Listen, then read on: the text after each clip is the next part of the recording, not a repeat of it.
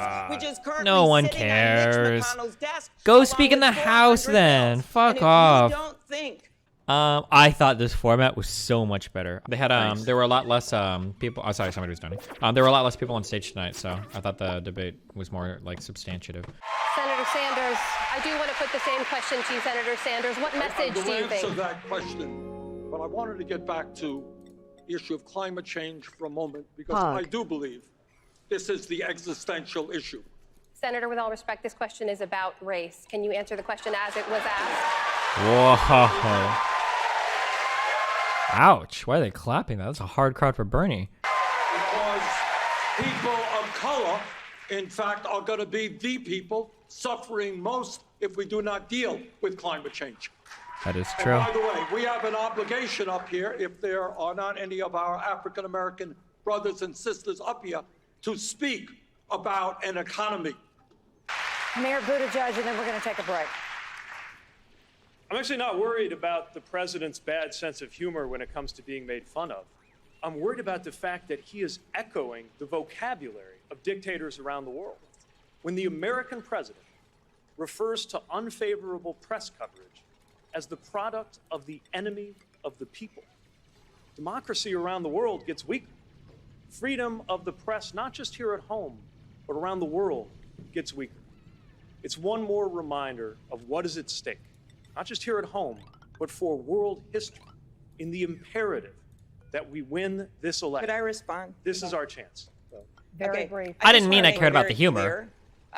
Mayor, that the freedom of the press is deep in my heart. My dad was a newspaperman, and I am the one that asked every attorney general candidate we've had under Donald Trump, both of whom I oppose. Wait, what is a newspaper man? What What does she mean by that? First Amendment. He's a paper boy, or like a editor, or like a writer, or to follow the rules that Attorney General Holder put in place when it came to protecting our journalists. They would not commit that they wouldn't put a journalist in jail for doing their job. So this is not just talking points to me. This is the real world. And I think that experience that I will bring to the White House with protecting the First Amendment is worth more than any talking points. We are going to take a short break, and we'll be right back with more questions. was bitten by a radioactive newspaper when he was a child. Democratic debate will continue in a moment. This is boring. I feel like I've heard all these talking points before.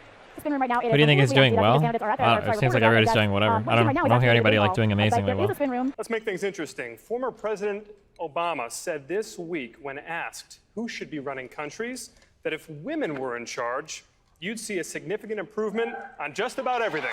He also said, quote, if you look at the world and look at the problems, it's usually old people, usually old men, not getting out of the way. It's kind of true. Senator Sanders, you are the oldest candidate on stage. Damn. Right as well. Yes. How do you respond to what the former president had to say? I got a lot of respect for Barack Obama. I think I disagree with him on this one. Maybe a little self-serving, but I do disagree. Here is the issue. Men are awesome. The issue is where power resides in America. And it's not white or black or male or female. We are living in a nation increasingly becoming an oligarchy, where you have a handful of billionaires who spend hundreds of millions of dollars buying elections and politicians. You have more income and wealth inequality today than at any time since the 1920s. Yikes. Bernie is skewing any type of answer aside from that class analysis. For all people, which is why we need Medicare for all. I don't think people will care though for We are facing this an one. existential crisis of climate change. Are you willing to commit tonight to running for a second term if you're elected next November? No, I'm not willing to commit one way or another. Here's the deal. I'm not even elected one term yet, and let's see where we are. Let's see what happens.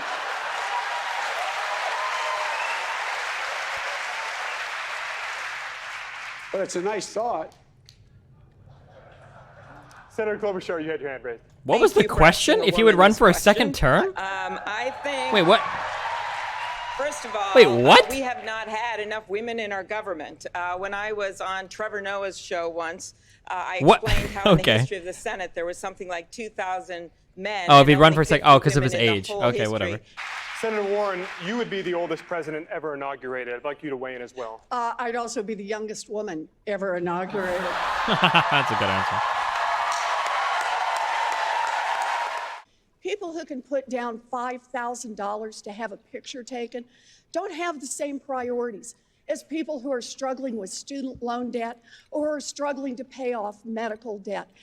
I'm running a campaign where people whose voices get heard. This is crucial. We can't have. Thank you, Senator Warren. We can't This is have crucial. people who can And this is put crucial, down okay? $5,000 Let me for a finish. check, drown out the voices of everyone else. Thank you, Senator They Warren. don't in my campaign, and they Mayor won't in Buttigieg. my White House. Mayor Buttigieg, you had your hand raised. Let her speak. What's up to me, 45 boys? seconds to respond.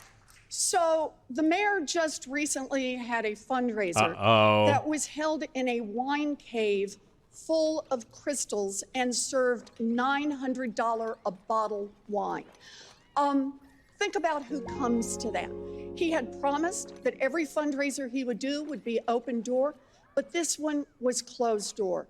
We made the decision many years ago that rich people in smoke-filled rooms would not pick the Late next establishment president of push the will United come for States. Buttigieg calling it now. Billionaires in wine caves should not pick the next president. Good of the luck, United Pete. That's a States. big Mayor, one. your response. That's a big attack. You know, according to Forbes magazine, I am literally the only person on this stage who's not a millionaire or a billionaire. So if Okay. Okay. this is the problem with issuing purity tests you cannot yourself pass. Oh! Oh, damn! If I Oh! never to be in the company of a progressive Democratic donor, I couldn't be up here. Senator, your net worth is 100 times mine. Now, supposing that you went home feeling the holiday spirit, I know this isn't likely, but stay with me, and decided to go on to PeteForAmerica.com and give the maximum allowable by law, $2,800. Would that pollute my campaign because it came from a wealthy person? No, I would be glad to have that support. We need the support from everybody who is committed to helping us defeat Donald Trump. Damn, Pete. Slaughtered it with that answer. Holy shit. We would like to bring in everyone, but obviously, Senator Warren. Good luck, Warren. How does she fire back? I do not sell access to my time. I don't do call time Hold on a with second. millionaires and billionaires. Sorry, as of when, Senator? I don't meet behind closed doors with big dollar donors. And look, I've taken one that ought to be an easy step for everyone here. I've said Is he to going to bring anyone up the who wants Senate to fund she donate, transferred from her donate to Senate me, that's campaign? fine. Uh-oh. But don't come around later expecting to be named ambassador. It's relatively easy when you're a candidate. Then how can the American people believe you're going to stand up to the wealthy and well-connected when you're president and it's really hard? Judy. No, oh, no. You got to let Pete get in there. First Mr. of all, Mayor, we're if going you to give you one can't more say chance to no respond. to a donor, then you have no business running for office in the first place. But also, Senator, your presidential campaign right now, Transferred as funds? we speak, Uh-oh. is funded in part By- by money you transferred From the Senate. having raised it at those exact Oh, same shit. big-ticket fundraisers you now denounce. That's Did it true. corrupt you, Senator? Of course not. Oh, To denounce no! The same kind of fundraising She's like, guidelines fuck! that The President Senate Obama funds! went by, that Speaker Pelosi goes by, that you yourself went by until not long ago in order to build the Democratic Party and build a campaign ready for the fight of our lives. These purity tests. She won't shrink the respond. stakes of the She most can't important respond. Election. Judy. We'd like to bring everyone in. Oh, no, she wants back in. She's coming back for more. We'd like to bring everyone in, but It's like The Last Samurai when Tom Cruise keeps getting back up. Come here to listen to this argument. I came here to make a case for progress. Oh, and I have never never mind. even Klobuchar been to cut a her off. wine Cave. I've been to the Wind Cave in South Dakota, which I suggest you go to. So what is making a case for progress about? That is what unites us up here instead of what divides us, which is campaign finance reform.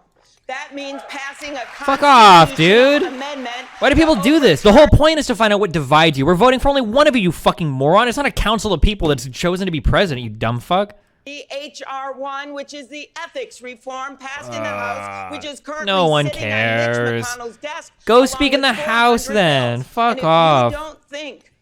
And on the larger issue of immigration, my understanding of this issue isn't theoretical. It's not something I formed in committee rooms in Washington. It begins with the fact that my household, my family, came from abroad. My father immigrated to this country and became a U.S. citizen. It comes from the fact that I'm the mayor of a city where neighborhoods that were left for dying are now coming back to life, largely because of the contributions, mainly of Latino immigrants. And I've seen those same neighborhoods shut down, families huddling in church, panicking just because of the rumor of an ICE raid. That did not make our country safer. Could I I had to respond? look into the eyes of an 8-year-old boy whose father was deported, even though he had nothing so much as a traffic ticket against his name, and try to think of something to tell that boy, because I couldn't tell him what he most wanted to hear, which is just that he was going to have his dad back. How can harming that young man possibly make America safer?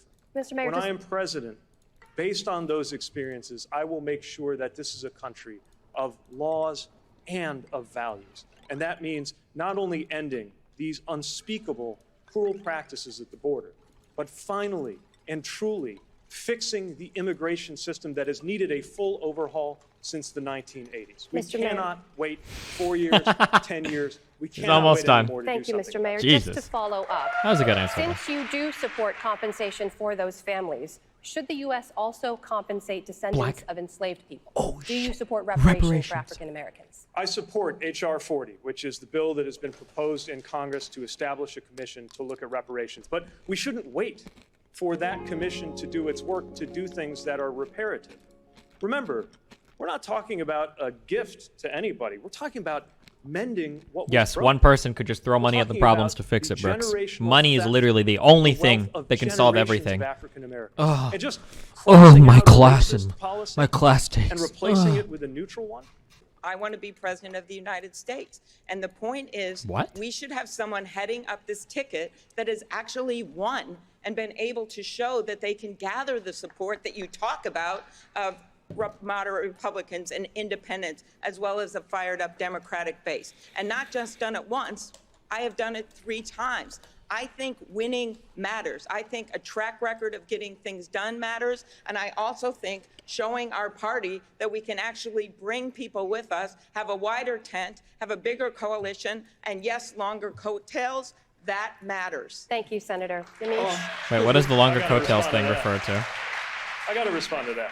Senator, I know that Did she just say no? if you just go by vote totals, maybe what goes on in my city seems small to you. If you want to talk about the capacity to win, try putting together a coalition to bring you back to office with 80% of the vote as a gay dude in Mike Pence's Indiana. 15 seconds. Holy shit.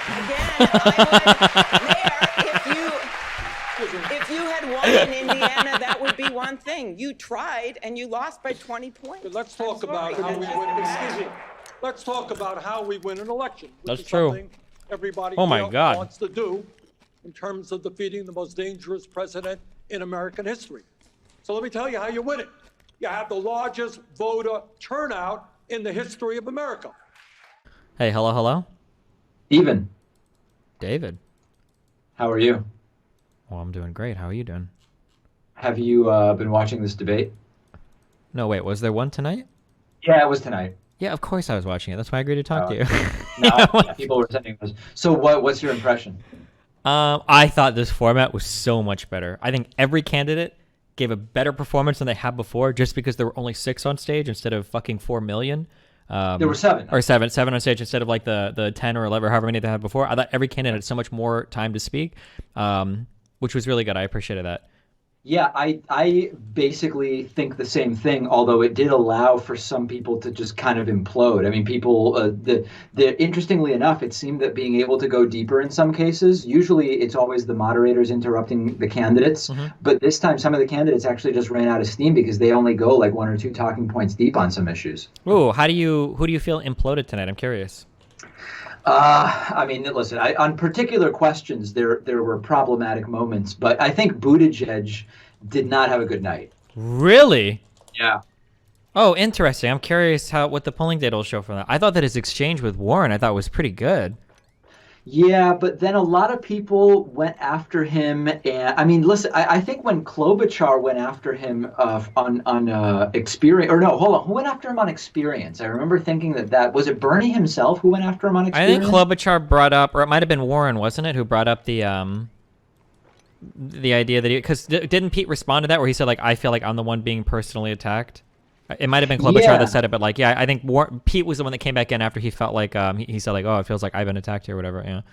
I guess my issue with Buttigieg is that everything feels so rehearsed, where I don't think the guy believes a single word he's saying. Like, it's not even about whether I agree with him or disagree. It just feels so calculated and like he's playing a character. And to some degree, all the candidates are, but I think that he's the least genuine. Yeah, maybe. I guess I don't know. There's a hard line to walk between like being articulate versus feeling like a robot. You might even call him like maybe like a democratic version of Ted Cruz. Do you remember Ted Cruz? How could I forget? Yeah, Ted Cruz was a very, very, very good speaker. But as a result, in some ways, it almost felt like a robot in a way because he spoke like so eloquently. It almost felt rehearsed in a lot of the things that he was saying. It didn't sound as human as like say like Rubio did or Trump, obviously. Sure. Yeah. No. Trump seems very human in the sense that it doesn't. I mean, it's a whole different ballgame. Yeah, I guess. of course. Yeah. It's a whole different matzo ball with Donald Trump. What did you think about speaking time? Like, what's your view about people like Yang and Steyer getting very little speaking time? I mean, Yang I thought it felt like, I could be totally wrong, but it felt like Yang had more time to talk tonight than he has had like in any previous debate. No?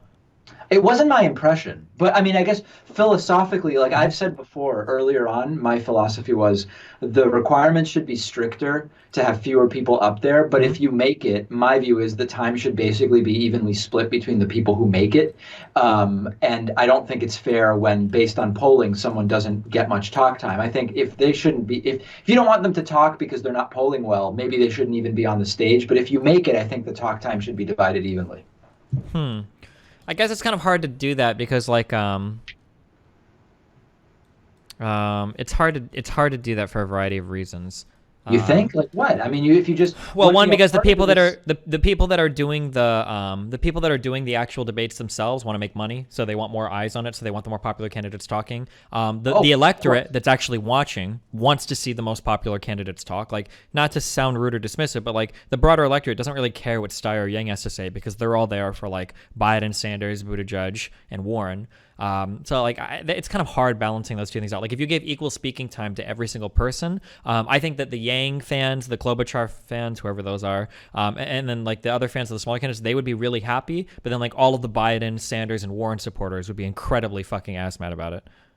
That may be, but again, I think that the solution is we should manage who makes the debate rather than starting to play favorites in terms of the time. Now, how about as far as you might have noticed that Congresswoman Tulsi Gabbard was not present at this debate. Yeah, she's a joke. I don't know why the fuck she's in president or anything. So it didn't bother you that she wasn't there? No, fuck her. She's not a serious anything. Got it. And has your audience completely turned on you? People are telling me to ask about that. No, I think I've actually almost completely finished my like hard break with the insane fucking online white male rich progressive audience. I think I finally got most of them to fuck off from listening to me. Thank the Lord. Huh. Okay.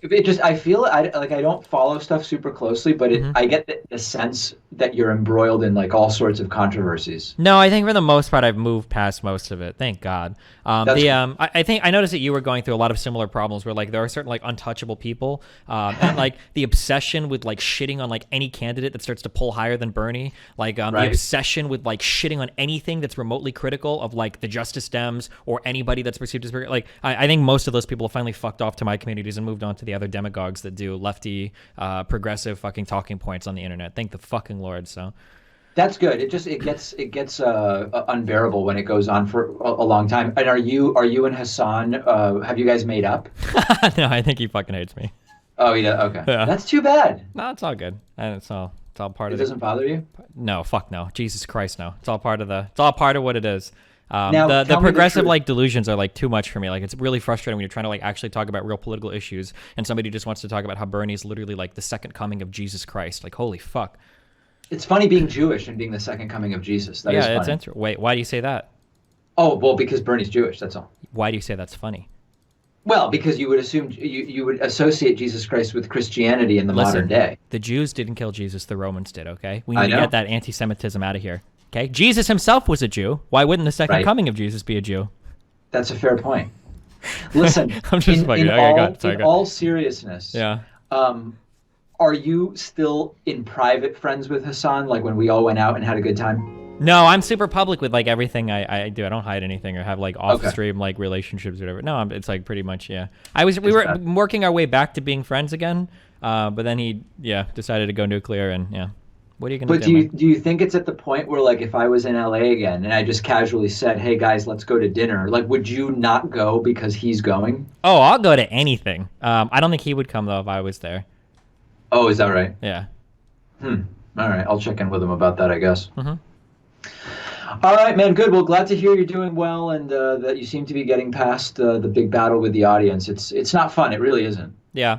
Have you seen like all of the do you have an opinion on kind of like the weird attacks from like the Kalinskis and the Brooks on like people like Buttigieg or Bloomberg? Have you paid attention to that at all, or do you care about that No, at all? I don't. I don't watch any progressive talk. So I have like when you're saying that. I mean, I don't think you're telling me anything that's not true. But like I had no idea until you now said That's it. good. That You're not was criticizing them. That's fine. Okay, you're not missing anything of value. So I should probably take a lesson from you there. Okay, I was just curious. All right, man. Good to talk to you. We'll catch up soon. All right, wait. So real quick, just your takeaway from tonight. People that you thought were stars here, and people that you thought floundered a lot. You thought Pete had a bad night tonight.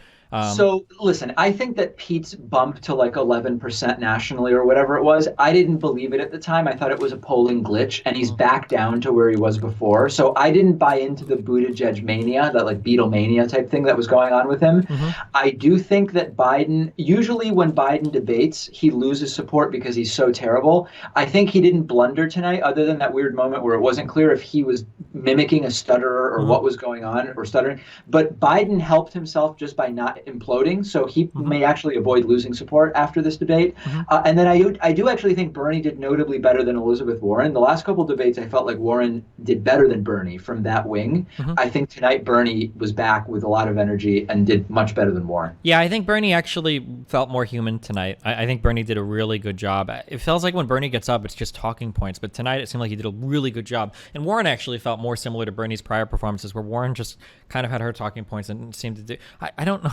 I thought it was a joke on the last time she brought up the selfie thing. Like, then the whole audience started laughing, and she's like, "The family dying of fucking diabetes, guys. What the fuck is wrong with you?" Like, Jesus Christ. It got ugly quick. Yeah, oh my God. Yeah, okay. I think I mostly agree. I think our big point of disagreement, and I'm curious, I could be totally wrong. I want to see what the after polling looks like. I'll probably check 538. I felt like Pete had a pretty good night. I felt like he did like That a may good be showcase. true. Yeah, but That I may guess be we'll true. see. I mean, the thing is, I don't feel like I watch these in the same way where I'm saying, what would the casual follower believe? Oh, sure. So you may be totally right that Buttigieg came off really well. Okay. All right, man. Sounds good. I'll talk to you soon. Well, hey, I love you, buddy. Be careful, okay? Okay, love you too. Bye. I'll be real careful. Thank you. Okay, Bye. Bye. It happened, I guess, you know. What happened? We're talking about Bernie and like raising money and stuff, and what, like, I guess like the purity test about about Pete. Hey, Destiny. Oh, you mean all the new purity tests that showed up this campaign that weren't relevant last time when Bernie was holding private fundraisers in 2016? They had 11 of them. Ooh, snap! Uh-oh. I didn't even know about that. Yep, yeah. And Warren did it too. I'm actually surprised. Pete Newman called her out on it too, that Warren makes the same claims, ignoring the fact that she transferred funds over from her Senate race, where she was taking money from wealthy and elite donors. She seems to gloss over that fact. Yeah, there's always like new ways to like hype up the purity testing to make yourself seem more pure than like any other candidate. But I mean, he whatever. did mention that a little bit when he was talking about transferring money, although he didn't specify, or he didn't go into it that well. Yeah, no, he did bring it up though, which was smart of Pete to do that. Yeah. Do you think it would be possible to? I was just looking at how much money President Trump raised in the last 3 months, and along with the Republican Party, you know, which is like tied at the hip, 125 million in the last 3 months. I don't know if any of these candidates are anywhere, you know, or even if the whole of them together are anywhere close to that. Yeah, I mean, we'll see more after we've got a nominee, and then like the whole DNC starts like fundraising and shit for him. But yeah. Okay, what are we thinking, guys? Who are our big good performers tonight? Bad performers? What do we think? Well, Amy Klobuchar had a standout night, in my opinion. I'm not thrilled about it, but I don't think you can deny it. Yeah. Yeah, certainly more than previous ones, and Pete really stood out a lot too. I mean, standing up for you know, how he raises his money. I think I feel like Klobuchar always has like decent performances. This might be my sexist male brain. She just seems so incredibly unlikable. I just can't see her ever getting that much support. I don't know if it's her cadence or the way she talks, but she just seems like so incredibly unlikable. I don't know. You're not into those Midwest stories, you know, down in the Midwest. Firstly, I born and raised in Nebraska for 30 years, okay? And nothing terrifies me more than having some fucker from there in the White House, okay? But no, I don't know. I think it literally, this is like, it's not a policy analysis or a character analysis. It's just the way that she talks and the way that she is, like, just seems like very unpresidential. I just don't get that vibe when I listen to her. Like, I can't imagine her ever getting that much popularity. Yeah, I don't know. I don't know if I can go that far, but it always just feels very I don't know.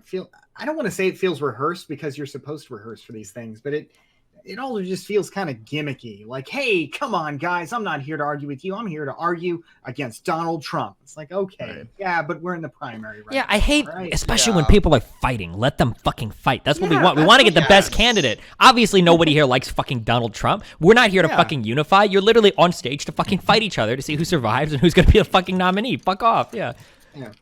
Well, that's why Andrew Yang gets no speaking time, because he doesn't start trouble with anybody. Yeah, he should fire more shots. He should. Although Andrew Yang, I think, got more speaking time tonight than he has before due to the format, which is nice. Feels like it. He still, I think, came in last, but he did get a couple good points. He did come in last, but last on this debate was 11 minutes of speaking time for Yang. Last on the debate on the 20th of November was 6 minutes and 50 seconds of speaking time for Yang. So yeah, almost closing on like twice as much speaking time, even though he was still in last. So I think this format was way better. Yeah, what you mean with the fewer people? Yes, for sure. 100%. Yeah, it definitely was. Yeah, it actually gave them more time to kind of see more of them, and some of them faltered. Like, I feel like Bernie felt a little flustered with some of his answers. I mean, there was one time when he was like, "Yeah, and I'm a white guy," and the whole audience like just was that was stunned really that he weird. said Yeah, it. I know the joke he was going for. It didn't land as well as he wanted it to. I do think Bernie had a couple of moments that like really humanized him though, that were like really positive. Because like Bernie sometimes to me feels like a little robotic in terms of like the rehearsed talking points. But tonight he actually had like a couple of jokes and a couple of exchanges. He had one with Biden. He had one with with another person. I don't remember it, but he actually felt like a human again, and I thought that was really good. I thought that was good to see. But yeah, true. Yeah, someone in my chat mentioned that that's one of the good things about Yang tonight is he wasn't as like scripted as he usually was, and that probably worked out well for him. Yeah, I mean, I know I'm a sucker for him, but I do like the way that he ties like giving cash to people as a way of addressing real problems instead of like, hey, we need to transform society, guys. We need to transform everything in society. It's I don't know. I enjoy hearing an alternative to that because that's a tall order. Transform society. Yeah, it's very difficult for people to see, and they just think money. But also, Bernie had a good moment on foreign policy with Israel, where he said, "I'm not just pro-Israel, I'm pro-Palestine too." And I think that was a good way of couching that position, because so many people are scared of that, and it's like, well, look, I'm both pro both parties. Yeah. So that was a good moment. Then Pete had a weird moment where he said, "I'm a gay dude," and that's another thing where it's like. He kind of like showed his immaturity a little bit by saying that. I just think it didn't go off so well. Wait, when Pete said that? Yeah. Pete said, "Yeah, well, try being a gay dude in Mike Pence's Indiana." I thought that was a really fucking good joke. You don't think that? Oh Really? man, yeah, I thought it was funny as fuck. Afterward, when like Amy Klobuchar was like, "Yeah, well, you still lost." Yeah, I mean, she got him there kind of, but I thought that Pete had a good audience response with that one. I thought that was a really funny like response. I thought Pete's attack against Warren was really funny too. Pete is the poorest guy on that stage, and everybody else on that stage is a multimillionaire, so it was funny. I don't know. I'm super curious how the polls are going to shake out tonight from the 538 stuff, tracking the responses. Yeah. It'll be interesting. What do you think Biden did? I think Biden was okay. I don't think he stumbled as much as he has in some of the prior ones. He still gets a little lost in some of his answers, but I don't think he had any big like bad moments tonight, like he kind of has in the past. Going after the stutter thing was pretty brave. I don't think a lot of people even know that Biden has a really bad stutter, so it seems like he's just making fun of people with him. True. I forgot about that. A lot of people don't know that. So much more sense. A lot of the times Biden is kind of like but... stumbling on stage is actually it's because he is like actively fighting a very bad stutter, and a lot of people don't know that about him because he doesn't ever talk about it. But yeah. That's too bad. I mean, just even mentioning it in that context would have been nice because I remember reading about that, but I totally forgot about it because normally, you know, he seems kind of, fairly eloquent, yeah. Grandpa, but he doesn't seem like, he doesn't seem like he's got a stutter. Yeah. I thought he had a pretty good night. He seemed pretty presidential to me up there. Yeah. It's really hard to picture a lot of these people as the president, like you were saying, Destiny, about Amy, and like, I don't know. Biden just kind of fits that role. Yeah, for people that just like... I think Amy, like, you know, you might not think that she's like very, I guess like attractive in that sense, like seeing her fall in that role, but I think she did a really good job, even though it might be like, oh no, she's being too wishy-washy. She did come out kind of as like the sane person after the Pete and Elizabeth like back and forth, right? And she did it one more time. I forgot exactly where she like intervened again and came out kind of as a middle person. And even though I'm not like a very like century person and I'm not like a super big fan of centrism, she did a really good job, in my opinion, playing that like sane like kumbaya role in a sense. Yeah, but like that's not really what we're here for right now, right? We're literally here for the anti-kumbaya. We want to watch these people fight to the death and see who survives. So I don't know. That's why I was getting kind of annoyed by her like trying to like call peace between like fighting people. Like the most important things, like the things that I get the most pissed off at in the Democratic debate is like when you get questions where it's like, how many people up here hate Donald Trump? And everybody's like, I hate Donald Trump. I hate, and it's like, I don't give a fuck about that. Like, I need to hear what's different about you guys, not like how much all of you. Yeah. The worst is when they're like, they're probably done doing this, but during a couple of debates, they would say straight up, what do you think is the biggest threat to the United States right now? Like, obviously trying to get you an answer, basically China, Russia, climate change, and 3 out of 7 of them would say, it's Donald Trump, obviously. Well, come on. Like, no one here disagrees with you, dog. Like, good job. I don't know. It doesn't help you stand out. I don't know. I think it really, like, it doesn't help the party's image by saying that, I think. Yeah, and it's also like once you beat Donald Trump, you've got to run this country for 4 years. So, you know, it's got to be more than that. He's got to be more than that. And that's why I give Mayor Pete credit for his day one strategy. That kind of resonates with people.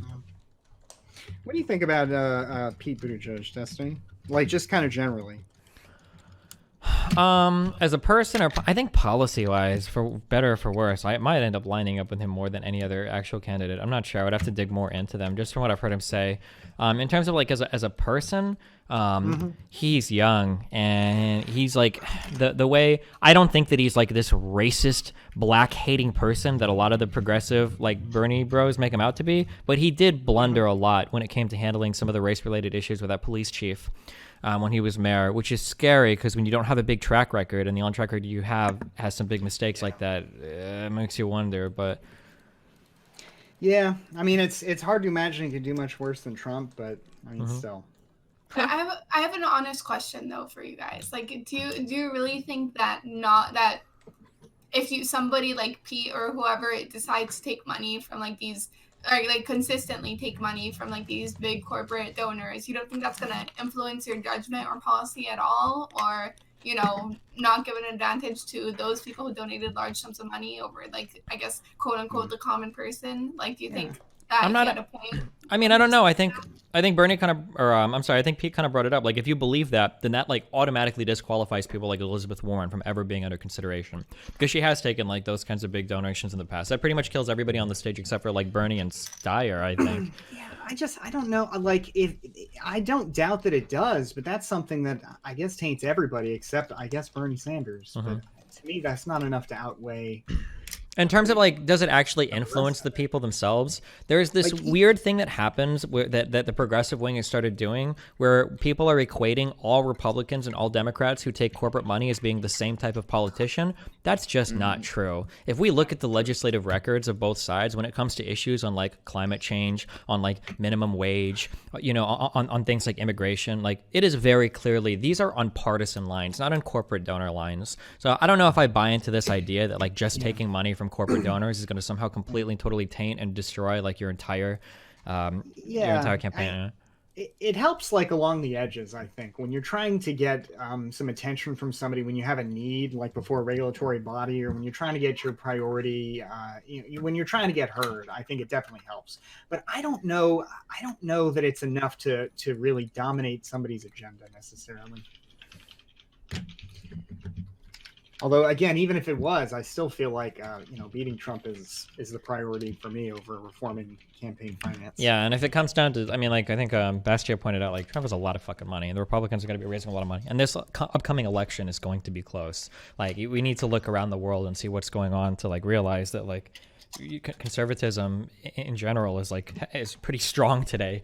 The idea that I don't know if people think that like the next election is just a gimme, that Trump is 100% out and we're picking the president right now in the primaries. But I like right now, if I had to guess, I would say it's a literal fucking coin flip in terms of whether or not Trump wins or somebody else wins on the Democratic side in place of him.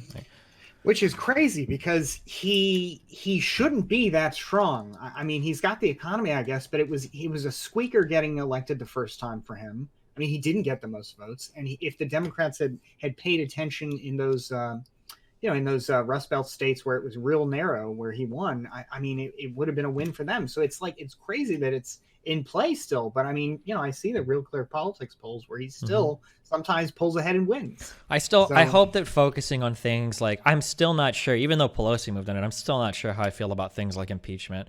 Like those plays are just so fucking risky to me. And it would be so incredibly sad if we lost the election because we were trying to play on like divisive things like impeachment rather than focusing on unifying things like healthcare.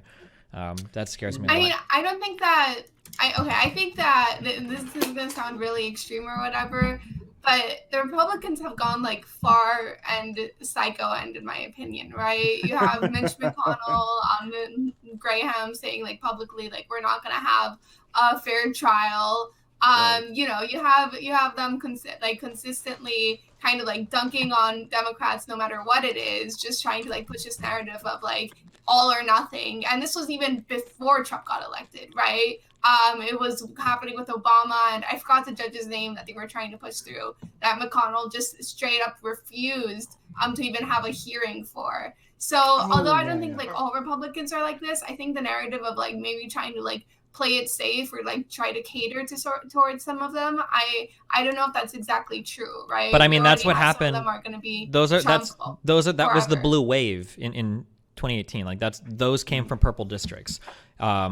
Like you have to pay attention to moderate voters if you want to win elections. It's not just about pandering to like the most extreme left of the base ever. And we've seen that like certain types of attacks on Trump bolster his base. Whether it was the stuff on Kavanaugh that increased Republican support for Kavanaugh, whether it was the first bout we did with the impeachment with the Mueller stuff, which played disastrously for Democratic approval. And then I think people have even come out and supported Trump more after the Ukraine impeachment related stuff.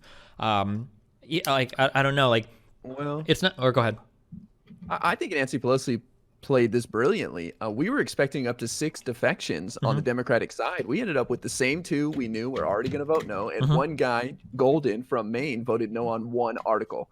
That was unexpected, and we have to give Nancy Pelosi credit. Those people are not going to vote yes on those articles of impeachment, risking their job. We had more than enough votes on the Dem side. We could have given them a no vote to go back to their district and win re-election, and they said, I don't need it. I don't need it. And to me, that's a sign of strength right there. Yeah, I hope that ends up being true. And I mean, like, I have to trust Pelosi is clearly not an idiot. She's incredibly smart when it comes to her political efficacy. So I'm going to hope that like she understands what's going on in those purple districts. And she would better than I would. So yeah, I just hope that like the impeachment stuff, because man, dude, watching that Mueller stuff was fucking cringe. Holy shit. Sure. It was so bad. Oh my God. Right. I don't know. I mean, I don't know if anybody expected Mueller's testimony to fall. Oh no, you're lying to yourself. No. The Democrats absolutely expected to bring Mueller out on stage and fucking assassinate Trump. Trump, and it was Yeah, the no, that's what I worst mean. fucking limp dick testimony yeah. in the history of fucking impeachment testimony. I don't think anybody expected it to be like as bad as it was. Yeah, Like, Jesus. as weak as it was. Well, we also got the trade deal, which Trump is going to sign. And so these Dems can take that back to their district, too. So I think she's holding the articles close to the vest, not sending them over to the Senate to get better rules for the trial, to get some witnesses there. I think Nancy Pelosi is just playing this like a boss right now, and I'm loving it. Holding the impeachment and not sending it to the Senate yet, even though it's unlikely we'd get the Senate next year, is really interesting, too. I like the idea of holding that over him forever. He can't technically say he was acquitted. I don't know if she's allowed to do that or what that process actually is, but yeah, that's so interesting. Like, how long could you do that? I wonder. There's no time on it. Huh. I thought the Senate was the one that was supposed to pick like the time and date of it, though. They are, but formally only after you send it, right? Right. Formally, the House has to send it over. They have to pass another mini resolution sending it over along with the House managers. Which, by the way, if she picks Justin Amash, the only independent, which people are rumoring, there's a rumor she might. That's going to show a bipartisan front going over there with Justin as a House manager. So a lot of cards right now in Nancy's hand. It's really interesting to watch. I will say the one thing that maybe losing the election might have been worth it. The idea of how absolutely fucking ass blasted Trump is right now, knowing that he was impeached, it was pretty funny. That dude was losing his fucking mind on Twitter. Man, I thought my old Twitter looked fucking cringe. Holy shit, he was so mad. I mean, he knows that that whatever happens now, he's always going to have that little asterisk. Yeah, I don't know how much Maybe he it cares doesn't about mean that. much But... for in practice, but like if you're thinking about your legacy, you're always going to be the 1 out of 3 presidents who got impeached. Yeah. Obama didn't get impeached. True. Hey, I mean that's kind of the rumor about how he got into all this in the first place, right? Was Obama made fun of him at that dinner? He was so mad. Holy shit, I remember that. Oh my god, he was so mad about that. It was good. A reality show, White House or something. I forgot what he said, but yeah, that was funny. Yeah. This debate, I don't think it has much impact.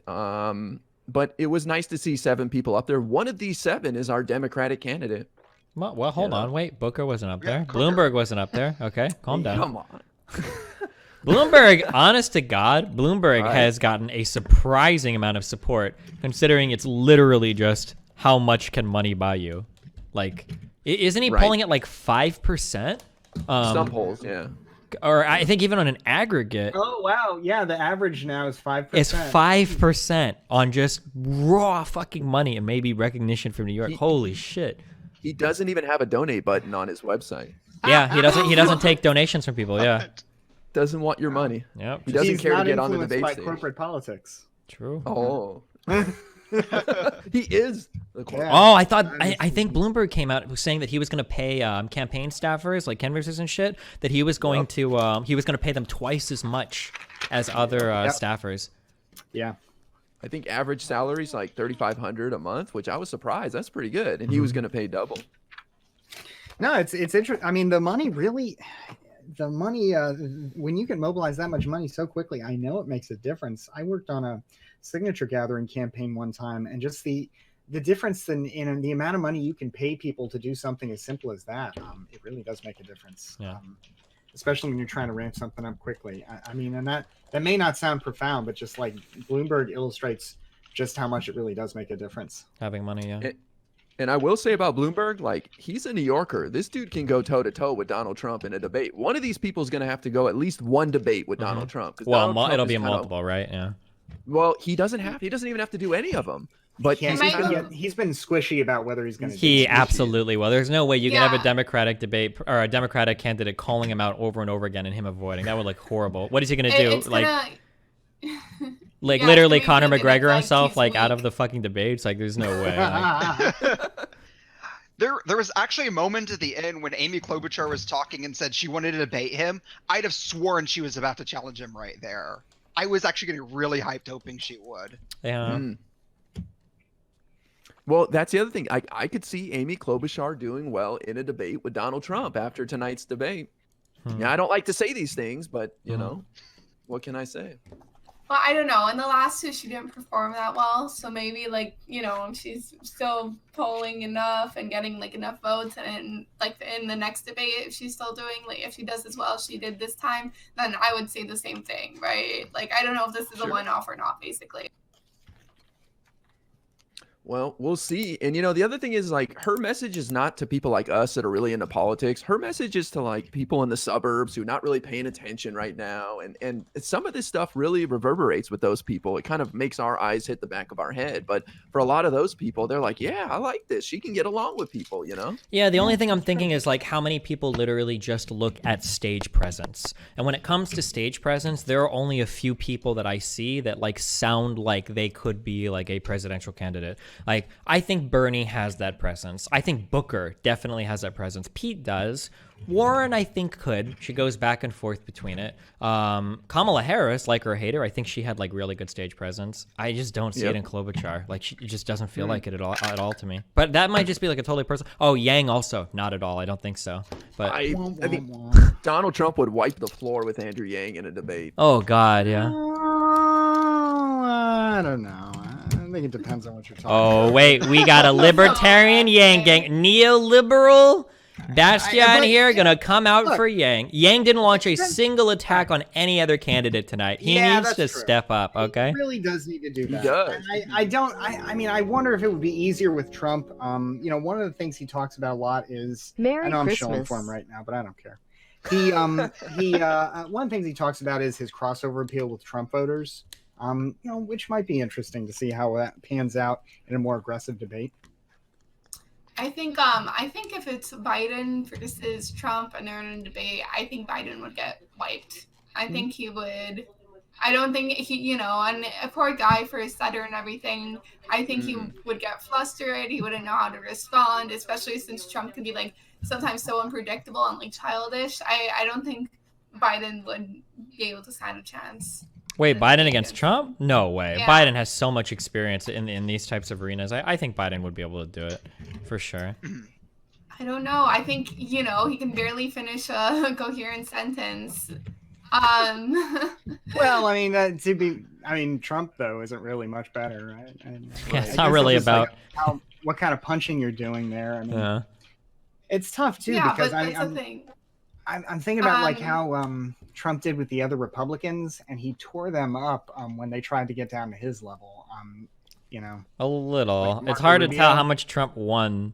Like, Trump debates were literally devolving into actual fucking dick jokes. So I don't know. It's hard. Like, Trump is like one of those guys where it's like, if you don't get down in the mud with a pig and wrestle with him because you'll always lose. So there's like a quote in there or whatever.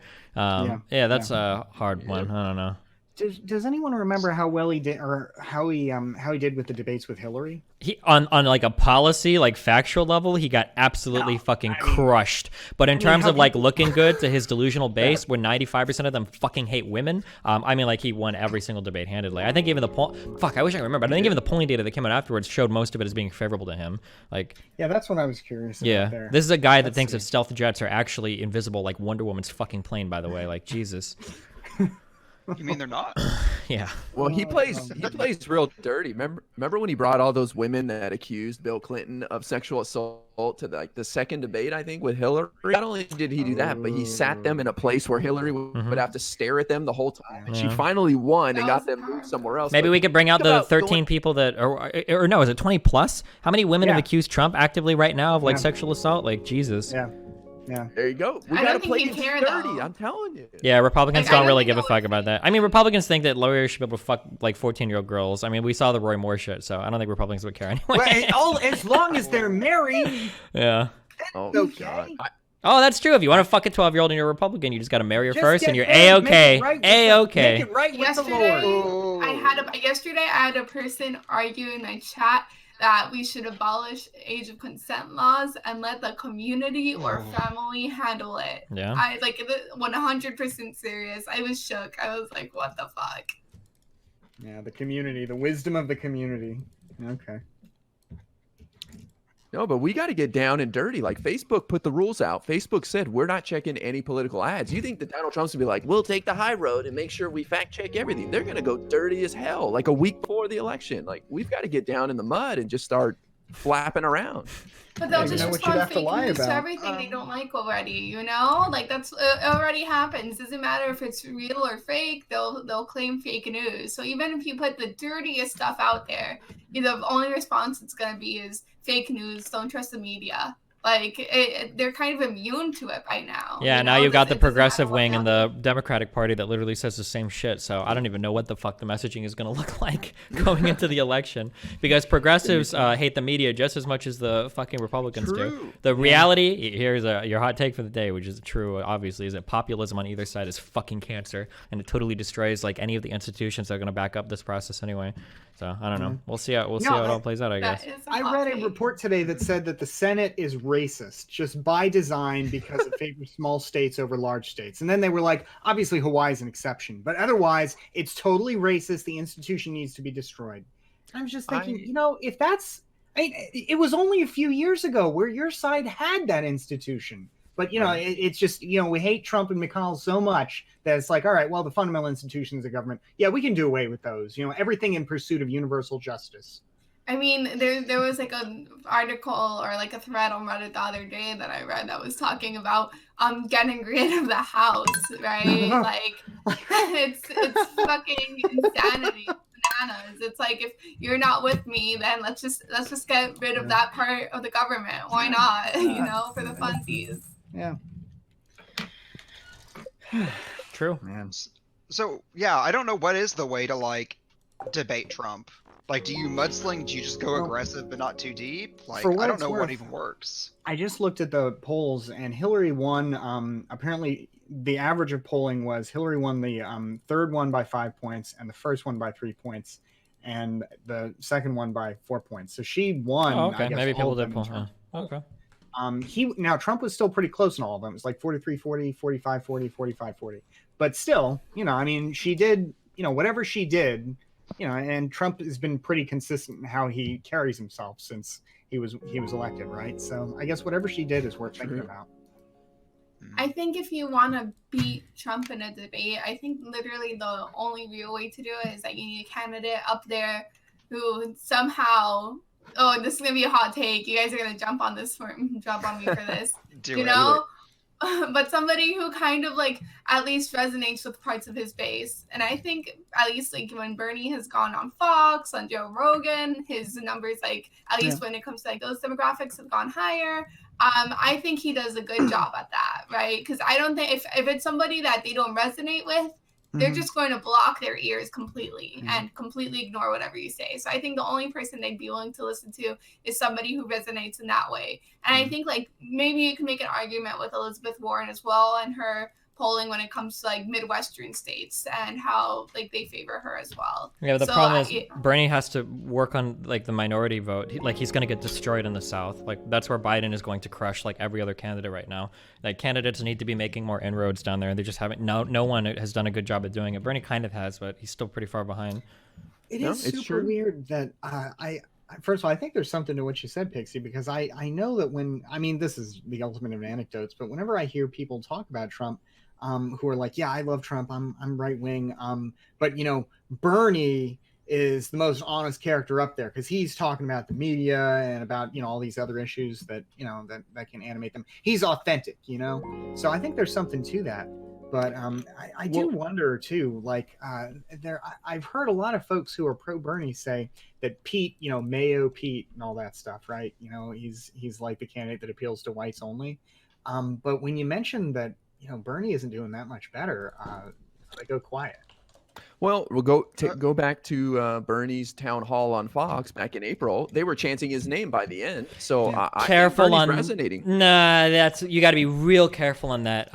The reason why Bernie was so loved by Republicans was because it was a way for them to undermine Hillary Clinton. Like pretending like Republicans actually like Bernie, who like cringe at the word socialist because they actually liked his policies or anything he stood for, rather than just a way to get back at Hillary is absurd. Like Donald Trump even did the same thing where he was like, oh yeah, Bernie, you're getting real fucked by the DNC, aren't you, buddy? The idea that these voters would have like moved over and supported him is crazy. That's like saying Assange loves the United States. He was just trying to make it a better place by outing Hillary. Like it's totally not true. I don't think. I don't know. I think like there's no reason for the town hall to start chanting like Bernie's name by the end of it. Like when these town halls happened after Hillary Clinton isn't running anymore, right? After it was like clear that wasn't going to be happening. And I also think this happened this year. It happened earlier this year. I'm saying like he's got some of that crowd on the populism right now. I mean, like that's the thing. When you look at what Bernie and Trump, like, if anything they agreed on, and very few or whatever they like preach to the masses, it always like came back down to populism. And I think that there's still something to be said there, especially for like the working class people who voted for Donald Trump, who still kind of hold those values or like those values. Mm-hmm. Yeah. I know Politico did an analysis of polling data based on race recently. As far as like non-white people, Bernie wasn't actually too bad. He's slightly above, but he's still not like nearly as good with black people as like Joe Biden is. Mm-hmm. Yeah, Joe Biden sunk Kamala Harris's campaign because he held on to black support, and she put all her resources in South Carolina, hoping she'd get some of that. No, they just never left Joe. Still haven't. Yeah. What did you think of the Democrat debate? Press 1 if you like dogs, wow, wee wow, wee wow, wee, or if you like lolicon porn. They had there were a lot less people. Oh, sorry, somebody was done. There were a lot less people on stage tonight, so I thought the debate was more like substantive, which felt good. I was pretty upset with there was such a fucking moment, if you were watching that, when I don't know if you remember this, when Bernie was and Biden were going at it back and forth like hard, and Biden was like, yo, let me stop you for a fucking second. Let me explain something. This is $40 trillion. I felt like he could have fucking slam dunked on Bernie so hard, but he fucked it up so hard. Be like, yeah, you know how much money that is? That's the entire military budget for years. Firstly, yeah, that's not the military budget is like 650 billion. So 40 trillion is like the military budget. Like you know what I mean. But like he could have like be like, oh wow, like he could have told an entire audience how out of touch like Bernie is. The problem though is that like first of all, like the difference between a trillion and a billion and a million, that honestly doesn't mean anything to most people, right? Like so you're already off to a bad start when you're talking about numbers like that. Secondly, I think Biden had a good answer in there, but he couldn't really find it. Like he started like, that's, you know, like 30 trillion. Some people say 20, some people say 40, you know, that's 18% over 40 years. If you have your Medicare plan, you're going to pay 10% more. Like he got way too much. He needs to find like one number and focus on it and use it to hammer a point home. He was like going all over the place with that answer. Well, I mean, like even saying something like, let me explain how out of touch this is. If we got rid of all of our military, just 100%, no more military in the United States, that covers 5% of it. No, yeah, I understand. Saying something like, yeah, like a really one way. I have only seen this happen one time in my short life of covering politics in the U.S.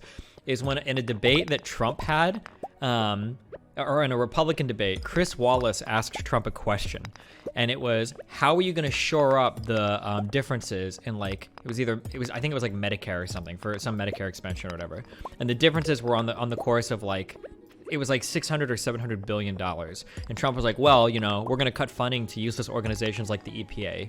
And Chris Wallace was like, you need to come up with 700 billion dollars. The annual operating budget of the EPA is $8 billion. And when he said that, I was like, oh shit.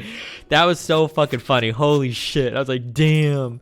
But he never like held him to it anyway. Nobody ever wants to talk about numbers. I don't think average people even give a fuck about numbers, but.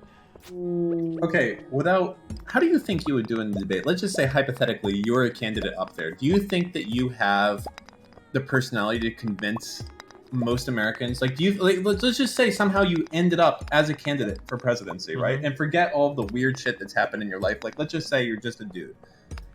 Do you think that you have enough charisma, dare I say, to like beat out the Bidens and the Yangs and everything else like that? Or do you accept that these people are just better with people than you can ever be?